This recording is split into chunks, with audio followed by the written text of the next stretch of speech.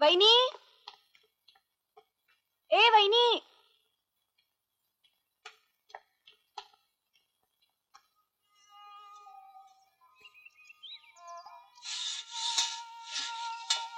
हे काय?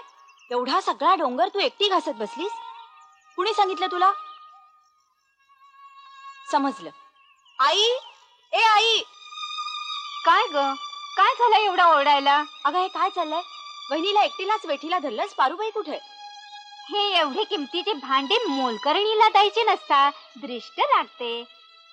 घरच्या बायकांचाच हात लागला पाहिजे. असं होय? मग चल आपण दोघी घासूया. आपण दोघी घरच्याच ना?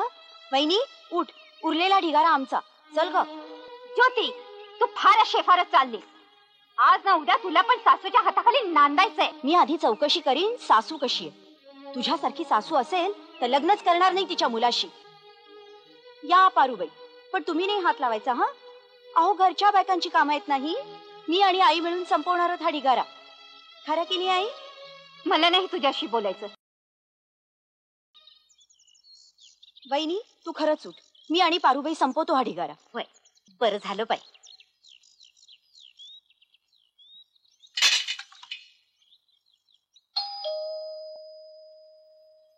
बापू तुम्ही? कशी मजेत आहेस ना? हो. आणि तुम्ही? मी मजेत आहे. आई कशी आहे? आई छान आहे. अगं मनोज सारखी तुझी आठवण काढत असतो. या या या, नमस्कार. बसा. सुनबाई, थोडं चहा टाक. बरं. बरं आहे ना? हो. रविवारी सत्यनारायणची पूजा ठेवली. विलासराव आणि मुक्ता यांच्या हातून पूजा करायची. आपणही सगळ्यांनी यायचं. विलास तर मुंबईला गेलाय. रक्कम आणली आहे ना मानपानाची? आणली आहे ना. ठीक आहे, पण माफ करा, 4,000 आहेत. बाकीच्याची सोय 8-10 दिवसात करतो मी. मग कशाला आलात तोंड दाखवायला? आमच्या हक्काची आहे ती. आम्ही काय भीक मागायला आलो नव्हतो. कळलं लक्षण तुझं? का बशी फोडलीस ती फोडलीस, गालीच्या सुद्धा खराब केलंस. केवढ्याचा आहे माहित आहे का तुला? 15,000चा. बाप जन्मी सुद्धा कधी पाहिलं नशील. आपण सांभाळून घ्यावं तिला आणि आम्हालाही. काय सांभाळून घ्यायचं? तुम्ही वाटेल तसं वागायचं आणि आम्ही सांभाळून घ्यायचं. 15 दिवसांनी रक्कम देतो म्हणाला आणि आज उगवलं, तेही कमी पैसे घेऊन. भोसल्यांची मुलगी केली असती तर लाखो रुपये घरात आले असते. माफ कर, चूक झाली माझी. पण सत्यानारायणला यायचं सगळ्यांनी. आधी सत्याने बोला, सत्याने वागा आणि मग सत्यनारायणची पूजा करा. सांगून ठेवते, जोपर्यंत पूर्ण रक्कम येणार नाही आम्ही कुणीही येणार नाही. येतो मी.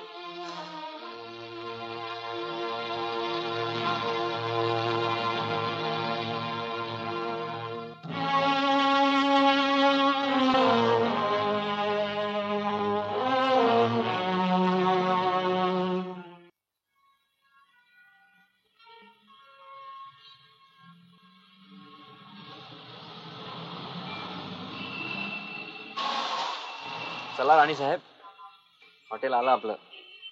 हा बरं शरदजी, थँक्यू व्हेरी मच. अच्छा बाय.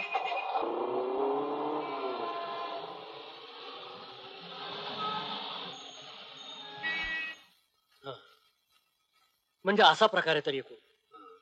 तरी म्हटलं कन्या आणि जावई कसे दिसले नाही. आम्हाला तरी कसंच होते. ज्यांच्या हातून पूजा करायची तेच दोघं नाहीत. शेवटी आम्हीच दोघांनी केली. देवाचं काम बोलल्याप्रमाणे करायला पाहिजे. बरोबर आहे. मला तर काळजी वाटायला लागली आहे. सुरुवातीलाच हे असं तर पुढे सासरी कसं होणार मुक्ताचं? हो ना, काय राव तेच कळत नाही देसाई. देसाई काका तुम्ही कधी आलात? अरे बराच वेळ झाला मला येऊन. यानंच तीर्थ प्रसाद दिला सगळ्यांना. हो, तुमच्यासाठी ताटकवत होता, झोप येत होती तरी.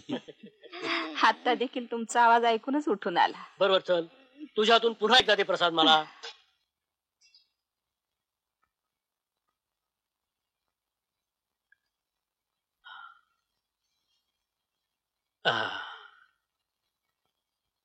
छान छान छान.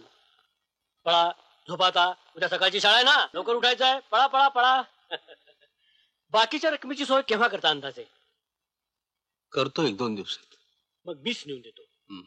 तिथला राग रंग बघतो आणि जरूर पडली तर 4 शब्द सुनावून ये. आमच्यासाठी तुम्हालाच असती, पण एका परीनं बरं होईल हे नको तितके सोशिक. काळजी करू नका, मी बघतो काय करायचं ते. बरं, येतो.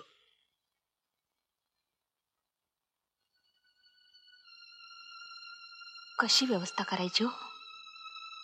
सत्यनारायण आहे, करील काही व्यवस्था. मी नाही समजले.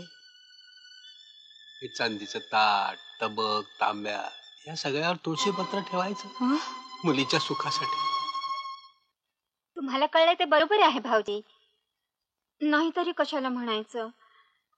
खरं म्हणजे जरा माझंच चुकलं.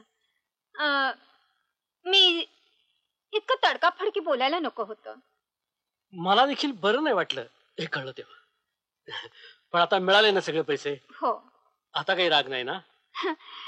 तसं काही नाही भाऊजी.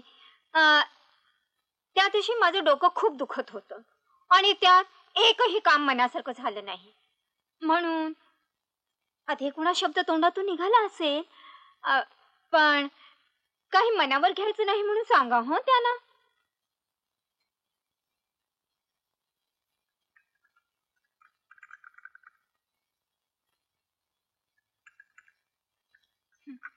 अगं उभी का अशी? बैस ना, ये.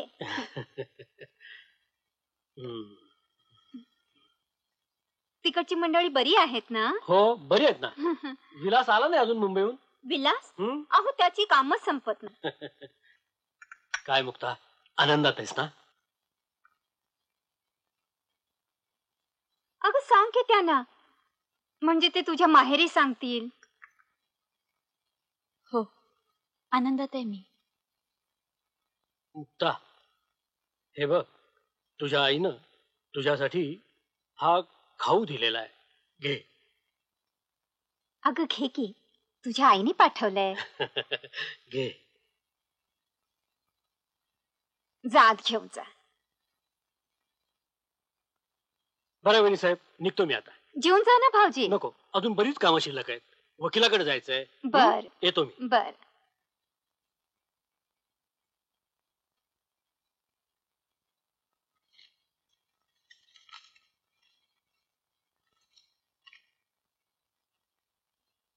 बघू काय दिलं आईनं लाडक्या लेकीला.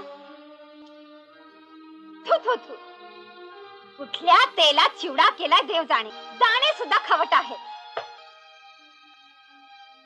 शी, लाडूला सुद्धा घाणेरड्या तुपाचा वास येतोय.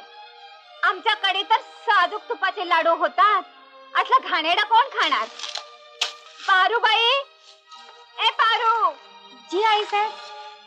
जाताना हे घरी घेऊन जा, आमच्याकडे असला काळकट्ट कोण खात नाही. लाडू आणि चिवडा पाठव.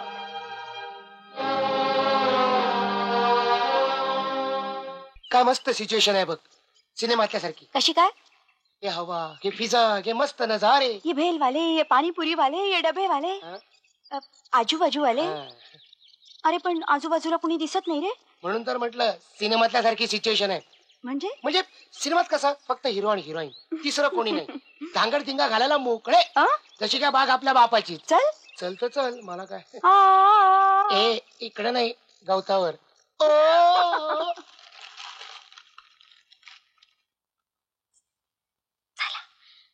पण सासूबाई, पण त्या येतील ना. चला चला.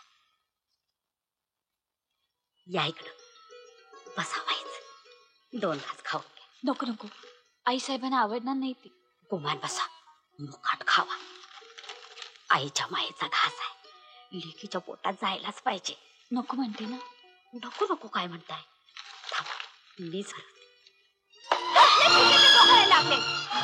घरात खायला मिळत नाही, कोण त्यांच्या हात खाते? त्यांची काय चूक नाही सा. त्या नको नको म्हणत होत्या, कारण मीच बोलवलं त्याचं. काही नको सांगूस. लक्ष्मी घरात यायच्या ऐवजी अवध्याच्या घरात घुसली सून म्हणून. थांब, आधीच दळ भद्री, वाट तुझी फूस. हे मला बिलकुल खपायचं नाही. नोकरी करायची की नाही? लाडू चिवड्याने तुझं पोट भरताना घे.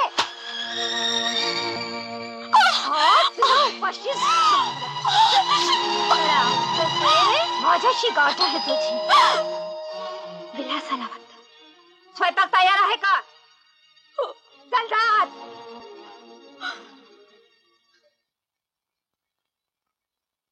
विलास, अरे विलास, काय गाई बरी आहेस ना? मी बरी आहे रे. तू खूप दिवस राहिलास, कामं संपली नाहीत का? अगं एवढ्यात कुठली संपायला. फॅक्टरी सुरू होईपर्यंत सारखं जावं लागणार मुंबईला. चल, खूप भूक लागली असेल ना? आधी जे आणि मग कपडे बदल. चल. तुम्ही लोक जेवला? नाही रे, तुझ्याकरता थांबले होते. अच्छा, मग चला आपण सगळे एकत्र जेवूया. सगळेजण नाही, आपण दोघे जण. दोघच? आणि ही? तिचा उपास आहे. कसला? तिचं तिलाच ठाऊक.